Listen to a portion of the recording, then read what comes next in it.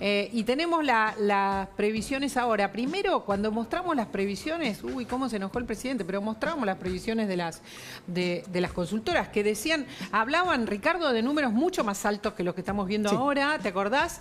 Y ahora, a partir de, entiendo que también las negociaciones con los supermercadistas y con las empresas, el número de la inflación va a la baja en relación a lo que nos imaginábamos, ¿no? Y en comparación también al mes de marzo.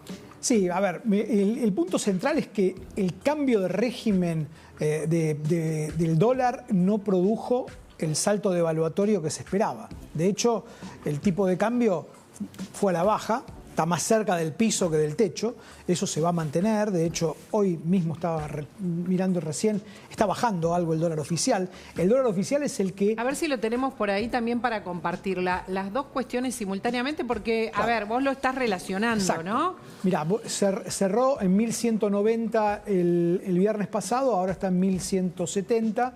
También están cayendo los dólares financieros, está cayendo, digamos, hay tranquilidad. ¿Por qué? Porque el Banco Central tiene una muralla verde de dólares en su caja, y eso obviamente hace que todos pensemos que lo que presumíamos que no iba a haber tantos dólares no se dio, y en consecuencia el dólar baja, y eso forma precios de una manera mucho más ordenada y estable.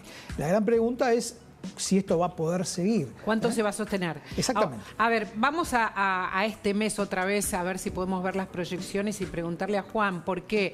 Porque entiendo que en las consultas, Juan, la inflación, por más que ahora no es la prioridad, es el ancla del gobierno, ¿no? Y el gobierno no va a tener un número más alto, aparentemente, salvo analítica. Nadie le da un número más alto que el mes de marzo.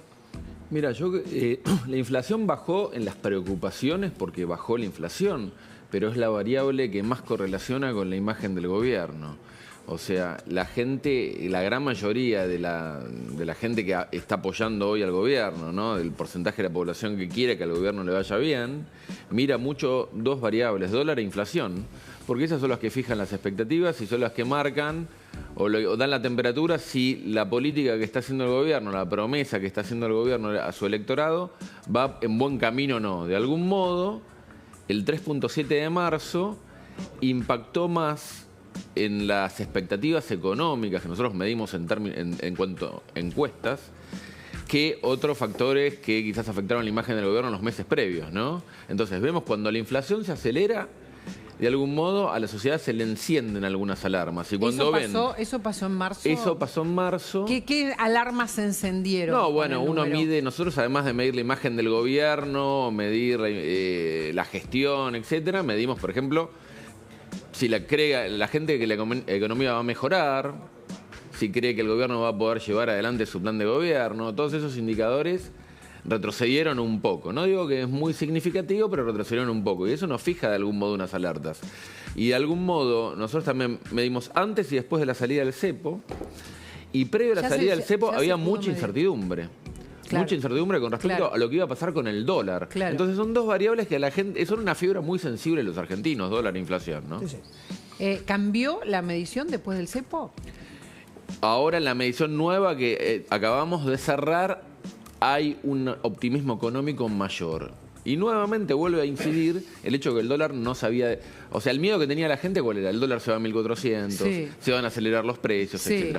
Ahora, como bien comentaba Ricardo, esta cuestión llevada al ámbito de las encuestas, de lo que la sociedad siente y percibe, un dólar más estable y una inflación a la baja, a la gente le genera certidumbre. No hay nada peor para la ciudadanía que es la incertidumbre. Esto que hablábamos de España recién, la incertidumbre de cuándo vuelve la luz, bueno, la incertidumbre de cuándo termina este proceso. ¿Y esto es inmediato, digamos, en las encuestas? Porque esto es interesante, ¿no?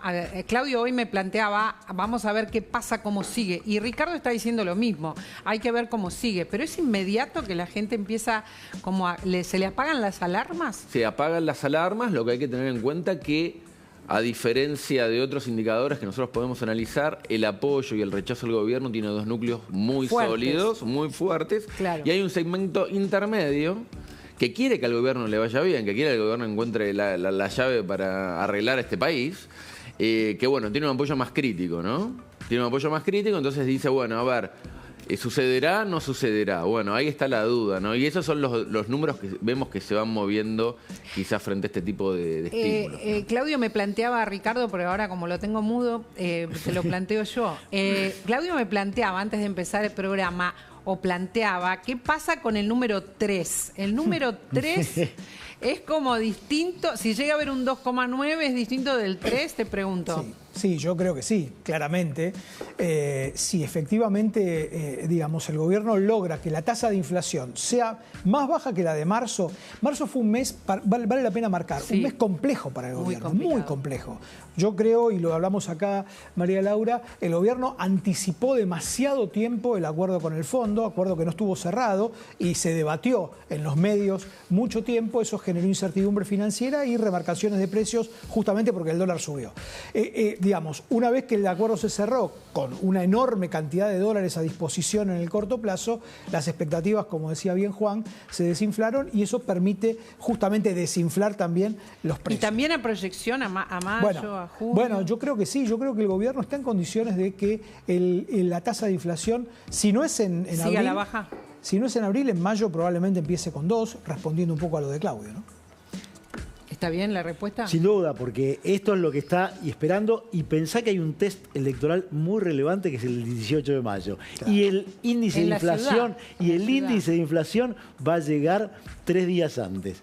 Con lo cual, el gobierno está muy interesado en ver cómo da ese número, si el número mágico 3 es borrado y tiene un 2 adelante, y eso obviamente va a ser un dato que va el gobierno a explotar mucho en esta elección local, por más que sea una elección local. Porque es una elección local, pero nacionalizada. Pero todos miran los números, ¿no? No, y es una elección nacionalizada. Sí, claro, todos miran los números. Y el número con que empieza la cifra, el dato de inflación, es simbólico, ¿no? Digamos, 3.1, 2.9, en realidad no cambia nada en el largo plazo, ¿no? Pero bueno, el impacto que tiene la gente es otro. Hablando de impacto, gracias por haber estado, tanto a Ricardo como a Juan, por haber estado hoy con nosotros, porque nos acompaña en la incertidumbre que seguimos teniendo, Juan, ¿eh? Así que seguimos teniendo de lo que puede pasar en un país de un día para el otro.